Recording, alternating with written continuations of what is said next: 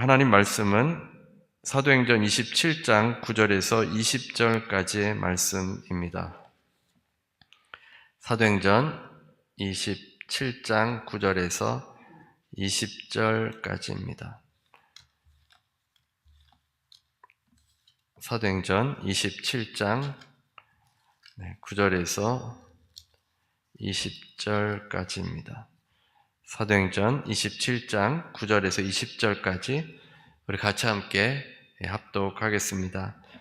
여러 날이 걸려 금식하는 절기가 이미 지났으므로 항해하기가 위태한지라 바울이 그들을 권하여 말하되 여러분이여 내가 보니 이번 항해가 화물과 배만 아니라 우리 생명에도 타격과 많은 손해를 끼치리라 하되 백부장이 선장과 선주의 말을 바울의 말보다 더 믿더라. 그 항구가 겨울을 지내기에 불편하므로 거기서 떠나 아무쪼록 베닉스에 가서 겨울을 지내자 하는 자가 더 많으니 베닉스는 그레데 항구라. 한쪽은 서남을 한쪽은 서북을 행하였더라. 남풍이 순하게 불매 그들이 뜻을 이룬 줄을 알고 닷을 감아 그레데 해변을 끼고 항해하더니 얼마 안 되어 섬 가운데로부터 유라굴로라는 광풍이 크게 일어나니 배가 밀려 바람을 맞추어 갈 수 없어 가는 대로 두고 쫓겨가다가 가우다라는 작은 섬 아래로 지나 간신히 거루를 잡아 끌어올리고 줄을 가지고 선체를 둘러감고 스르디스에 걸릴까 두려워하여 연장을 내리고 그냥 쫓겨가더니 우리가 풍랑으로 심히 애쓰다가 이튿날 사공들이 짐을 바다에 풀어버리고 사흘째 되는 날에 배의 기구를 그들의 손에서 내버리니라. 여러 날 동안 해도 별도 보이지 아니하고 큰 풍랑이 그대로 있음에 구원의 여망마저 없어졌더라. 아멘. 오늘은 풍랑으로 심히 애쓰다가 라는 제목의 말씀으로 함께 은혜를 나누겠습니다. 우리가 사도행전 말씀으로 함께 은혜를 나누오다가 올해 2025년이 되면서 이 말씀 캠페인 40일을 진행하느라 캠페인 설교를 했습니다. 어떤 분들은 예화가 많아서 캠페인 설교가 좋다고 하시기도 하는데 우리가 원래 하던 거 사도행전을 다 마쳐야 할 것 같습니다. 자주 잊어버리신다는 분들이 많은데 사도 바울의 전도 여행에 대해서 어떻게 좀 기억이 나십니까? 사도 바울은 안디옥 교회에서 파송해서 제3차 전도 여행을 시작했습니다. 에베소와 마게도냐와 그리스를 방문해서 이제 복음을 전했습니다. 마게도냐를 거쳐 이제 다시 예루살렘으로 돌아오게 되는데 이 에베소에서 바울을 보았던 사람들을 선동해서 바울은 군중에 붙잡혀서 매를 맞고 죽을 뻔했습니다. 로마의 군대가 바울을 붙잡고 또 로마의 보호를 받게 되었습니다. 그때부터 바울은 이제 이스라엘에 주둔한 그 로마의 군대에 붙잡혀 있었습니다. 가이사랴로 호송되어서 그곳에 머물다가 바울은 베스도 총독에게 황제에게 항소를 하게 됩니다. 그래서 사도행전 27장으로 오면서 사도 바울은 로마로 향하게 되었습니다. 가이사랴를 출발해서 이제 로마로 향하는데 그때가 주후 60년 가을입니다. 당시 지중해는 편안하게 항해할 수 있는 바다가 아닙니다. 9월 중순부터 지중해 동부에서 항해하는 것은 위험해지고 보통 11월 중순에서 그 이후로는 아예 항해를 하지 않습니다. 너무 위험하기 때문입니다. 그 다음 연도 1월까지 항해가 전면 금지가 되어 있고 안전해지는 봄까지 주로 배들은 긴 정박을 하며 육지에서 정박을 하게 됩니다. 가이사랴에서 문제없이 항해한다면 로마까지는 한 달이면 도착할 수 있습니다. 하지만 가을에 출발했기 때문에 도중에 폭풍을 만나게 되었습니다. 항해가 이제 전면 금지되는 그 11월이 오기 전에 로마에 빨리 도착해야만 할 것입니다. 바울의 일행이 탄 배는 시도낭을 거쳐서 거센 바람 탓에 남쪽 구브로로 가고 무라에 도착했습니다. 호송 책임자인 백부장 율리오는 무라에서 배를 갈아타도록 했습니다. 그 배는 알렉산드리아에서 출발한 배입니다. 이집트의 알렉산드리아라는 곳이 있는데 그곳에서 출발한 배였습니다. 당시 로마인들의 주식은 이집트의 밀이었는데 알렉산드리아의 곡물을 로마로 수송하는 대규모 곡물 수송 선단이 있었습니다. 바울이 승선한 알렉산드리아 배 역시 그 가운데의 한 척이었습니다. 바울 일행이 무라에 도착했을 때 마침 이집트의 알렉산드리아를 출항해서 로마로 가던 곡물 수송 선박이 무라에 입항했고 백부장 율리오가 바울을 포함해서 자신을 호송하는 사람들이 이제 그 배에 갈아타도록 한 것입니다. 선장과 선주의 입장에서는 여행의 목적은 목적지에서 화물값을 제대로 받아내는 것입니다. 거센 파도의 압력에 배가 부서지는 것을 막기 위해서 배를 밧줄이나 가죽끈으로 동여매고 또 때로는 배의 속도를 늦춰야 되기 때문에 닷을 내리는 그런 예방책을 준비했습니다. 그래서 풍랑에 대비해서 여러 가지 이제 방법들을 예상하고 다 준비를 해 나갔는데 선장과 선주는 사실 굉장히 좋지 않은 상황이었음에도 불구하고 무리하게 항해를 해 나갔습니다. 로마에 빨리 도착하고자 함이었습니다. 목적이 무엇이냐에 따라서 배의 항로가 결정되는데 만약 사람들의 안전이 우선이라면 풍랑이 일면 멈추고 또 그곳에 계속 정박을 해야 할 것입니다.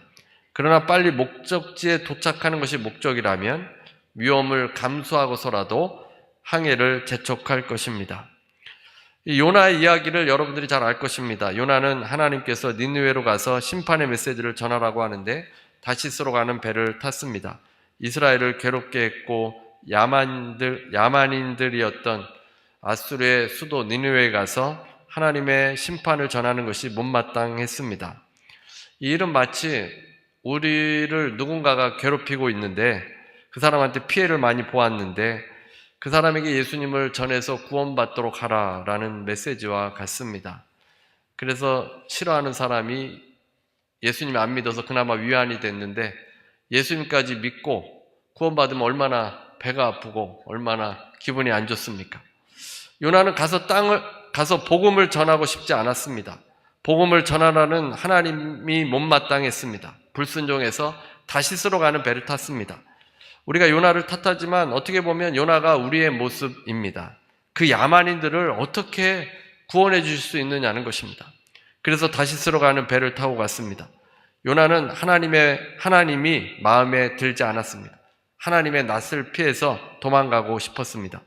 요나는 하나님의 말씀을 전하는 예언자인데 하나님의 말씀을 전하기를 거부했습니다. 배를 타고 가는 중에 풍랑을 만났습니다. 배가 파손할 위기에 처해 있었습니다. 사공들은 살기 위해서 안간힘을 썼습니다. 자신들의 신을 불렀습니다. 배를 가볍게 하려고 물건을 바다에 던져버렸습니다. 살기 위해서 모든 일들을 동원했는데 풍랑은 그치지 않았습니다. 사는 것이 더 중요하기 때문에 필요했던 물건들도 다 바다에 집어 던진 겁니다. 그런데 요나는 배 밑층에 누워서 깊이 잠이 들었습니다. 성경에 잠이 든다는 것은 영적으로 어두움을 말합니다. 요나는 살고자 하는 의지도 없었던 것 같습니다. 자신의 직무를 팽개치고 하나님을 피해서 달아나는 중입니다. 사람하고 싸운 것도 아니고 하나님과 싸운 것입니다. 살기를 포기한 사람 같습니다. 선장이 요나를 깨워서 하나님께 기도 좀 하라고 했습니다. 요나는 기도하지 않습니다. 이제 제비를 뽑아서 누구에게 이 재앙이 왔는지 알아보자고 했는데 그 제비를 뽑으니 요나가 걸렸습니다. 그런데 요나의 모습이 참 이상합니다. 자신을 소개하면서는 하나님을 경외하는 자라고 소개를 합니다.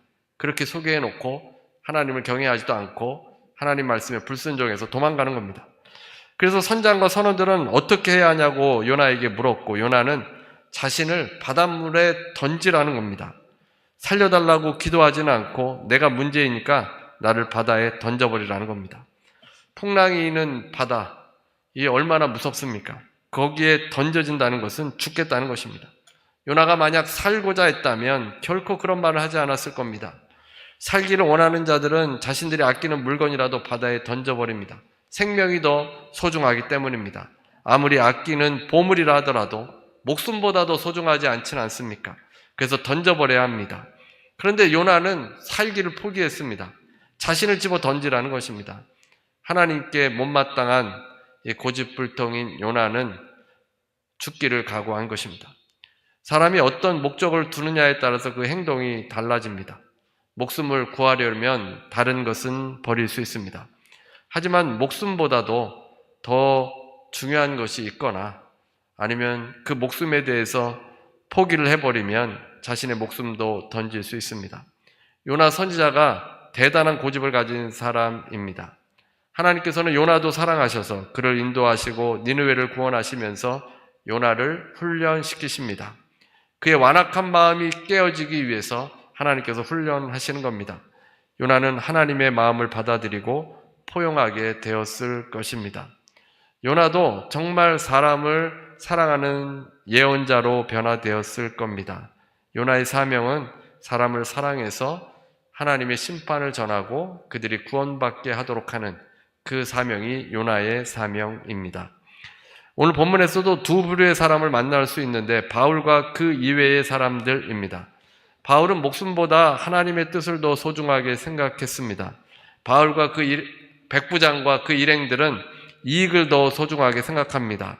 바울은 로마로 가서 복음을 전하는 것이 그의 사명입니다.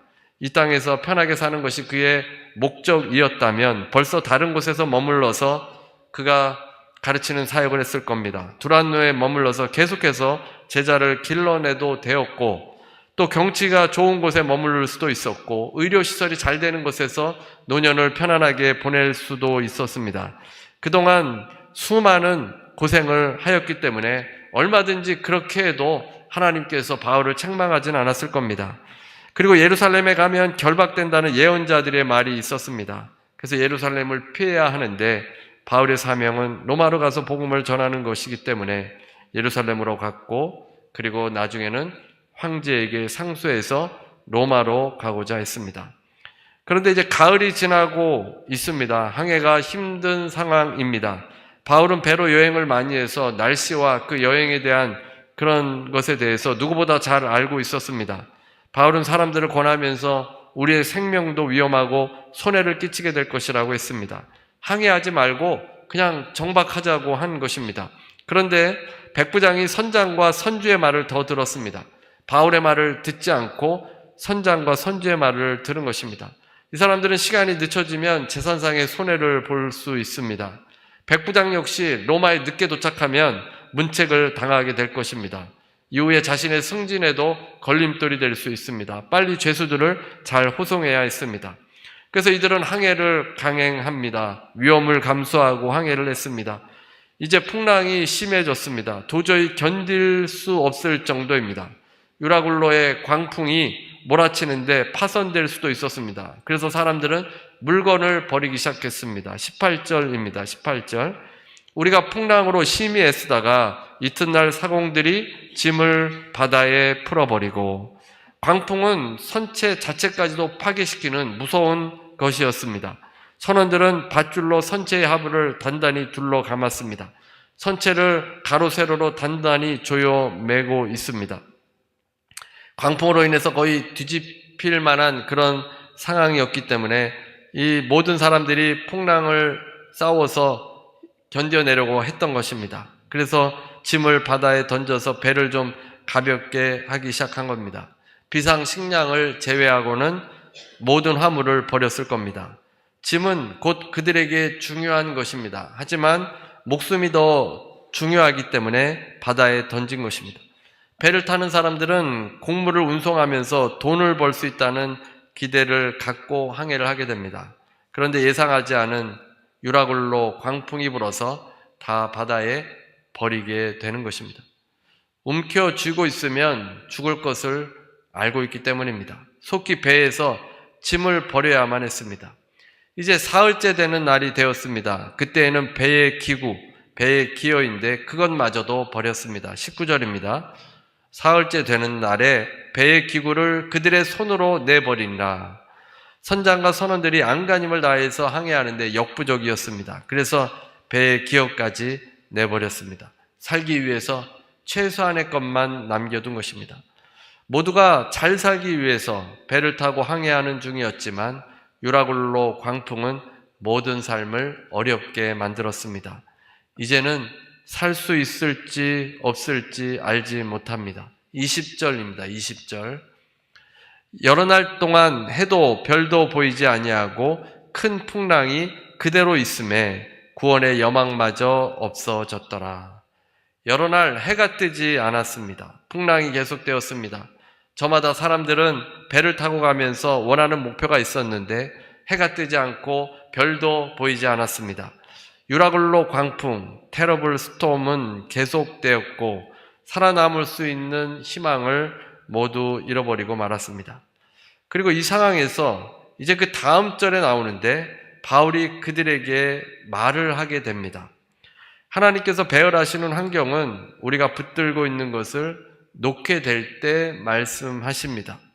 짐을 버리고 마지막 소망까지 사라져 갈 즈음에 하나님께서 말씀하신 것입니다. 이 배에 있는 사람들은 백부장으로부터 시작해서 선장과 선원들, 선주, 또 죄수들까지 이제야 바울의 말에 귀를 기울일 상황이 된 것입니다. 이전에는 바울의 말을 듣지 않았습니다. 이번에 어느 분이 나눠주셨는데 물에 빠져서 허우적거리는 사람을 구해줄 때 절대 일찍 들어가서는 안 된다고 합니다. 물에 빠져있는 사람은 어떻게든 살아나려고 하기 때문에 구하러 온 사람도 붙들어서 구조하기가 힘듭니다. 그래서 허우적거리니라 힘이 다 빠졌을 때 턱을 잡고 구해야 한다고 이야기해 주었습니다. 신문기사를 찾아보니까 휴가철 물놀이에 가서 물에 빠진 가족을 구하려다가 같이 죽게 된 경우가 종종 있습니다.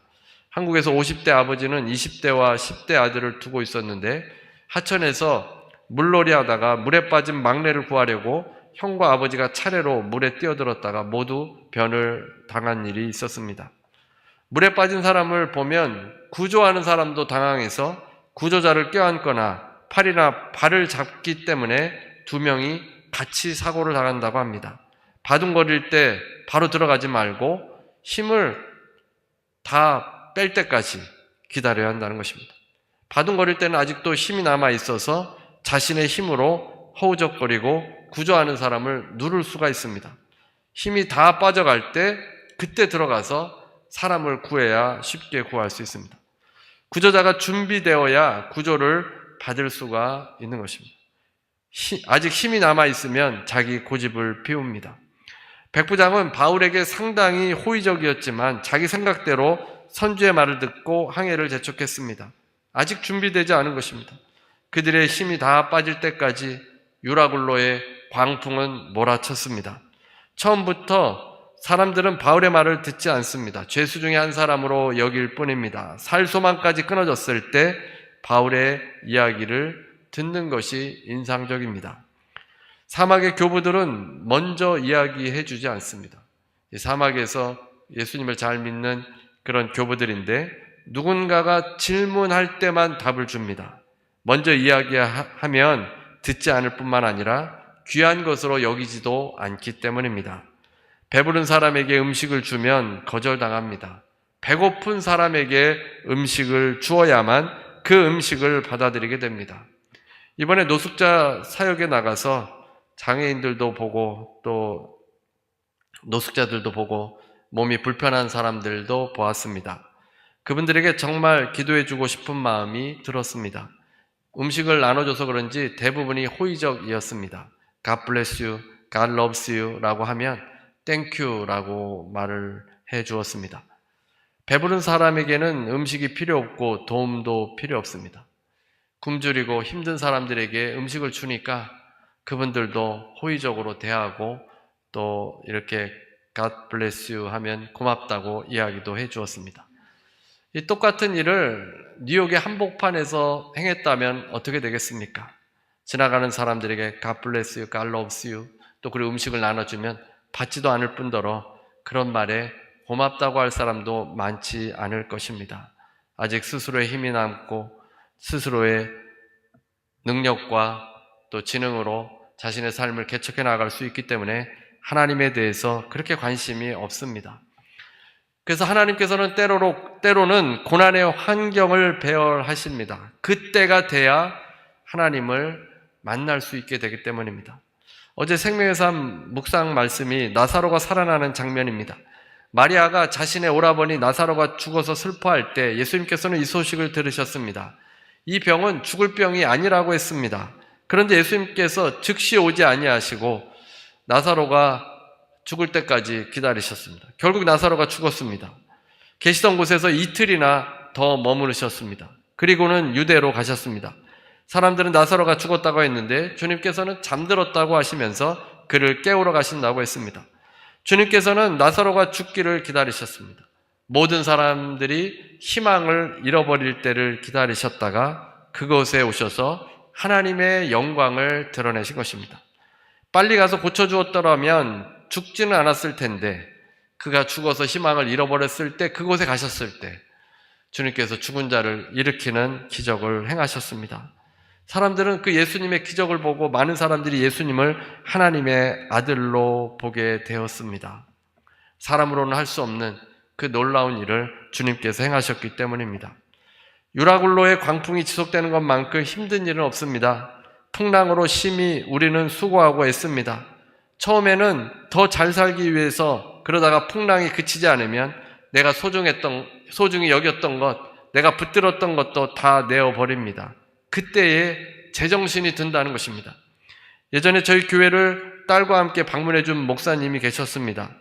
딸이 사춘기를 겪지 않았는데 성인이 돼서 20대가 돼서 사춘기가 왔습니다. 항상 우울하게 지냈는데 정신과 의사는 기분 전환할 겸 미국에 보내면 어떻겠냐고 이 교수님께 제안을 했습니다. 그래서 딸과 함께 오신 것입니다. 저희도 그 따님을 예전부터 알고 있었는데 밝고 명랑하고 똑똑한 자매입니다. 근데 우울하고 갑자기 우울해졌고 모든 것이 다 귀찮아져 버린 것 같습니다. 딴 사람이 된 것 같았습니다. 우울할 일도 없는데 그렇게 우울해했습니다. 교환학생으로 와서 뉴욕으로 가는 길이었습니다. 중간에 허름한 다운타운에 잠깐 쉬게 되었습니다. 한눈에 보아도 위험한 동네 같았습니다. 기름을 채우고 제 와이프와 그 따님이 이제 화장실을 다녀왔습니다.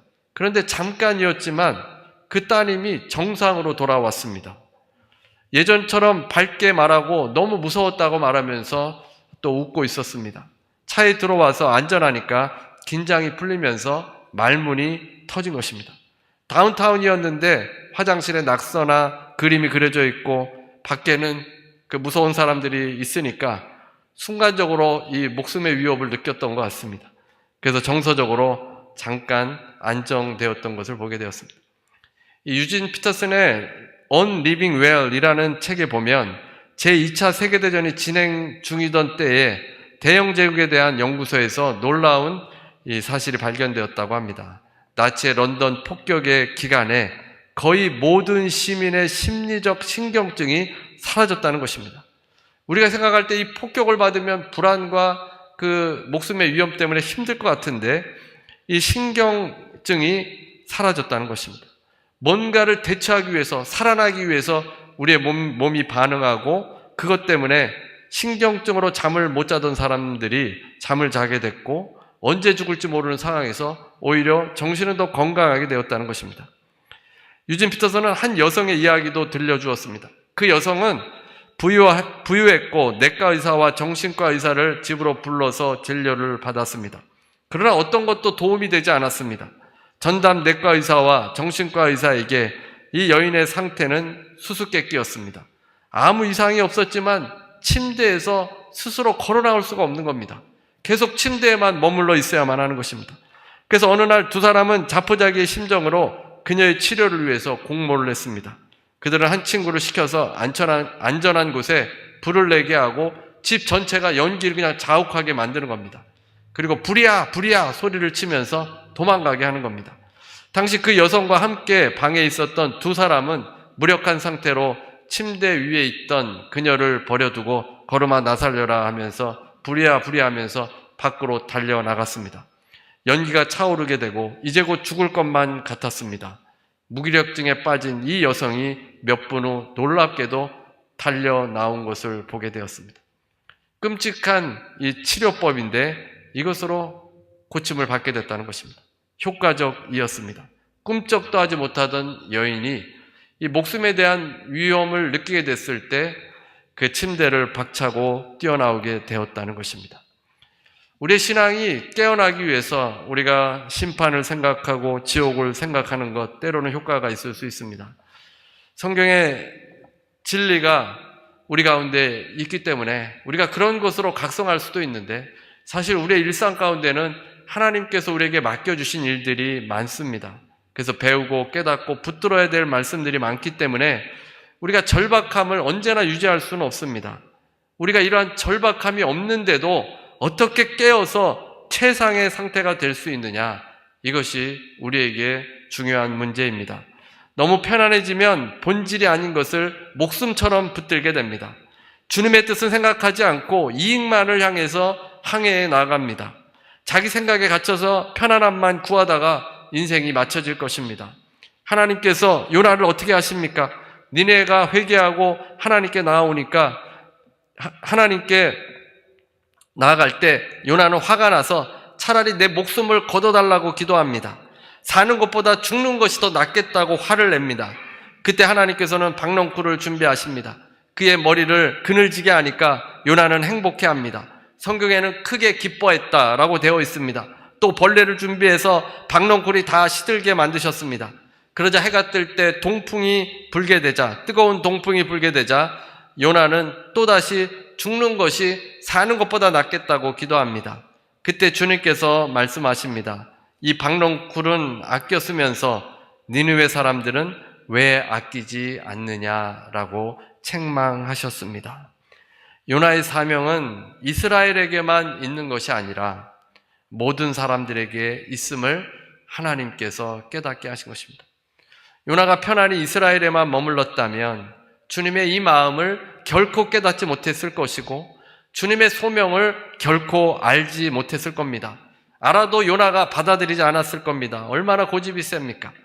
하나님께서 사람을 얼마나 사랑하시는지, 이스라엘뿐만 아니라 열방도 얼마나 사랑하시는지 그것을 깨닫지 못하고 유대인들은 이방인들을 지옥의 불쏘시개쯤으로 생각합니다. 하나님께서는 야만족이고 잔인한 아수르인들이라도 회개하고 돌아오기를 바라시는 분이십니다. 요나가 어려움을 겪고 나서야 죽는 것이 사는 것보다 낫다고 계속 그렇게 하나님께 불평하며 하나님께 기도할 때 기도하는 그런 과정을 거치면서 이 고난의 환경 속에서 요나가 제정신이 드는 것 아니겠습니까? 사람들은 보통 본질보다는 눈에 보이는 것을 추구하며 살아갑니다. 생명을 전하고 진리를 전하는 바울의 말이 들려오지 않습니다. 빨리 배를 항해해야 인정을 받고 돈을 벌고 더 잘 살 수 있다고 생각합니다. 편안히 사는 것을 추구하면서 살아가는 것이 우리의 인생입니다. 결국 유라굴로의 광풍으로 모든 것을 다 잃었을 때 바울의 말을 듣고 하나님께 축사한 떡을 받아 먹기 시작합니다. 276명 모두가 배부르게 먹게 됩니다. 유라굴로의 광풍이 아니면 경험할 수 없는 일입니다. 우리 모두가 이제 죽게 되는 연약한 존재들입니다. 우리가 어떻게 최상의 영적으로 깨어있는 상태를 유지할 수 있겠습니까? 사명을 붙들어야 합니다. 바울과 같이 사명 중심의 삶을 살아야 합니다. 내 인생을 인도하시는 하나님께서 나를 통해 하시고자 하는 일을 깨닫고 그 목적을 향해 달려가야 합니다. 유라굴로의 광풍이 오더라도 놀라지 말고 사명을 가지고 의연하게 대처할 수 있어야 합니다. 여러분 모두가 주님께서 모든 것을 통제하신다는 사실을 깨닫고 믿고 주님께서 우리에게 주신 그 사명 붙드시는 여러분 되시기를 주님의 이름으로 축원합니다. 우리 찬송가 336장 찬송 부르시고 우리 기도하는 시간 갖도록 하겠습니다. 336장입니다. 은혜로우신 하나님 감사합니다. 하나님 유라굴로의 광풍 가운데도 바울은 소명을 붙들었고 아버지 그 배에 탄 사람들을 위로하며 그들에게 희망을 주고 복음을 증거하였습니다. 하나님 우리의 삶 가운데 하나님 너무나도 안일한 모습으로 주저앉아 있지 않게 하시고 하나님께서 우리 각자 한 사람 한 사람 부르셔서 왕같은 제사장으로 삼아 주셨사온데 아버지 그 사명 깨닫게 해주셔서 아버지 온전히 그 일을 이룰 수 있도록 인도하여 주옵소서. 하나님 아버지 병으로 고통당하는 지체들이 있습니다. 아버지 또 문제로 유라굴로의 광풍을 만나 고통당하고 힘들어하는 지체들도 있습니다. 하나님 붙잡아 주시고 그들에게 다시 믿음이 회복되게 하여 주시고 깨어나서 하나님 붙들고 기도하며 나아갈 수 있도록 도와주옵소서. 예수 이름으로 명하노니 모든 병만은 떠나갈지어다. 예수 이름으로 명하노니 통증은 떠나갈지어다. 연약한 부분은 강건하게 될지어다. 예수 이름으로 명하노니 회복될지어다. 예수 이름으로 명하노니 문제는 가정과할때에서 떠나갈지어다. 흑암의 세력은 예수 이름으로 명하노니 떠나갈지어다. 우울한 마음은 예수 이름으로 명하노니 떠나갈지어다. 아버지 우리를 온전히 세워주시고 인도하여 주시고 역사하여 주셔서 사도 바울과 같이 아버지 주님께서 주신 사명 끝까지 붙들 수 있는 주의 모든 자녀들 될 수 있도록 도와주옵소서. 지금은 우리 주 예수 그리스도의 무한하신 은혜와 아버지 하나님의 극진하신 사랑과 보혜사 성령님의 교통하시고 내주하시고 충만케 하심이 오늘 함께 예배드리는 모든 성도들 위해 개인 가정 일터 위에 유라굴로의 광풍 가운데도 사명을 쫓는 모든 성도들 위해 지금부터 영원토록 함께 있을지어다.